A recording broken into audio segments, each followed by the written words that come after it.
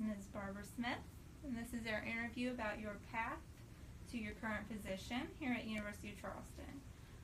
So when did you know that you wanted to be a pharmacist?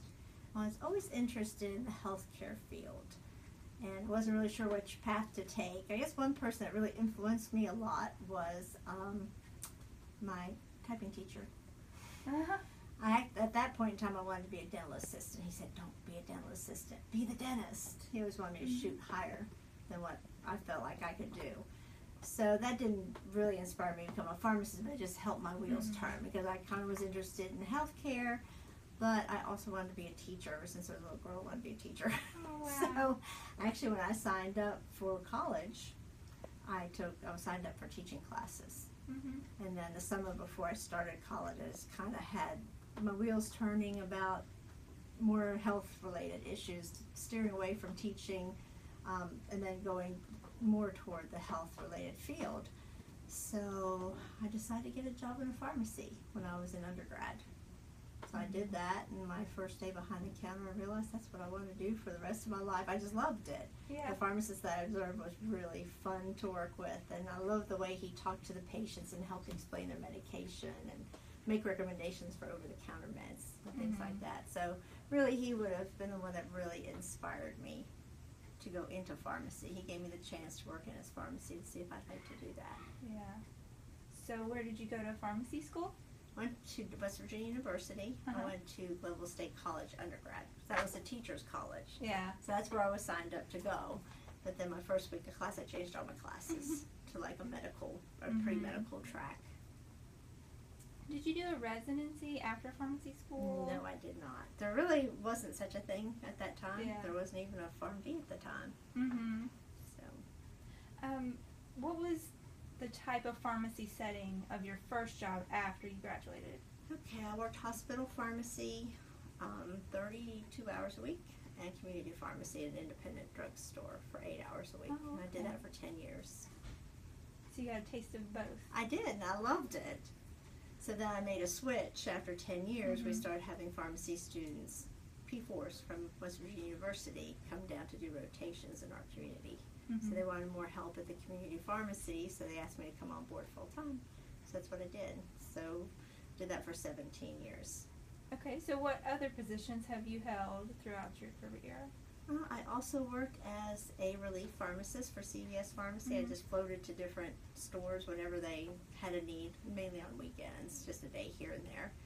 And I also worked full-time there for a few months as well. Okay. How did you become interested in diabetes management? Well, the pharmacist that was the owner of the pharmacy that I worked in, the independent pharmacy that I went full-time with after 10 years, he was really good at seeing down the road and seeing what problems are. And we really had a lot of patients with diabetes coming in to get blood glucose meters and had questions about their meds and about diabetes, and he encouraged me to take the CDE test, the Certified Diabetes Educator's Exam. So I did that in 1995. And we could just see that there was a real need for that. And our business was really getting busy with a lot of patients with diabetes, lots and lots of questions, as I mentioned. So we were making a lot of recommendations. We just kind of educated ourselves more on diabetes more so than what a lot of other pharmacies did. We actually got to the point where the other pharmacies in town would say, I don't know anything about that, go ask Barb. And so how did that get you to your current practice site, and can you tell us a little bit about that? Sure.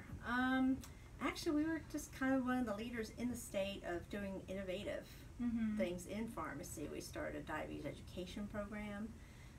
We did blood pressures, we did blood sugars, we did health fairs. I took my P4s out in the community to do health fairs. We worked at the senior center and worked with them doing screenings and education. We actually had groups of patients on Medicare that came in, and we showed them all how to use blood glucose meters and taught them about diabetes. And it took our time. Whenever we had a patient that would need a blood glucose meter, nobody went out the door unless they didn't have time without getting educated on that meter or getting counseled on their medication for diabetes. So it just kind of grew, and we just kind of got the reputation that the pharmacy was basically the diabetes education center in our area. And then we just did so many things, and our store was the first one to build PEIA and get paid for it, for doing blood glucose monitor counseling. and I actually called an insurance company and billed for services for diabetes education.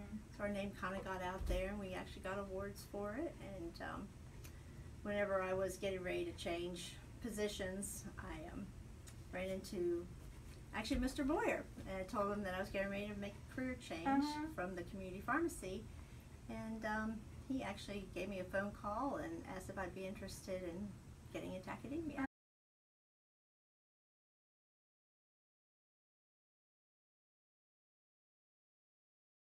A whole lot that I would do differently. That's good. So, I mean, I'm very happy with the profession. I've never regretted one day in the profession. I love it. I love the satisfaction that it gives me helping people, and I love having an impact on the next generation of pharmacists. So, I can't think of anything really that I'd do differently. Might have maybe do a board certification or something if I would have known ahead of time, or maybe even residency. But like I said, residencies didn't exist, and a PharmD didn't exist at that time. Mr. Boyer was like, I think 2 years behind me in pharmacy school. At that time, we just didn't have that option. That option became available to us later on, but at that point, there wasn't a salary difference. You had quite a bit of time and money commitment to go back to do the PharmD. And at that point, I wasn't entertaining the thought of doing academia. But I kind of indirectly have been since 1992 with my pharmacy student, the P4s. Yeah.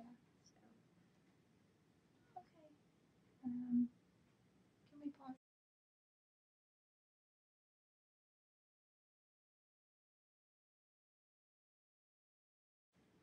What are the major challenges or difficulties you faced as a pharmacist, and then how did you overcome them? Okay. Well, the biggest challenge was especially when I first got out of pharmacy school.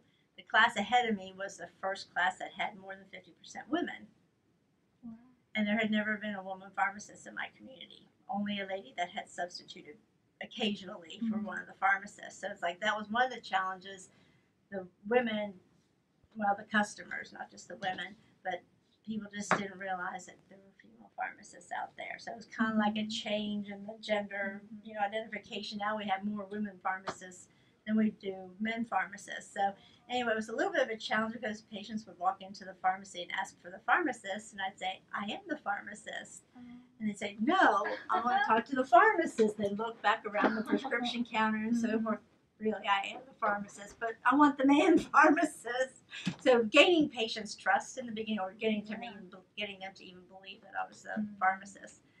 And everybody in the store that I worked with, it was just like one big happy family. They would always tease me. Yeah, they don't believe that you're the pharmacist, and they don't want to come talk to you. One day I actually came to work, and they had this big sign up in the back of the pharmacy, caution, woman pharmacist on duty.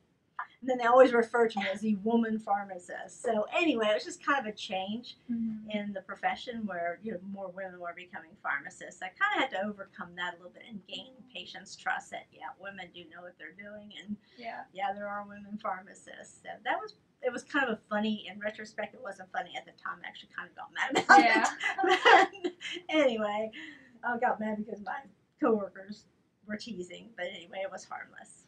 But, I just got to the point where I gained everybody's respect and moved on up. Yeah. Well, thank you so much for talking with us. Oh, you're very welcome. Thanks for asking. Really informative.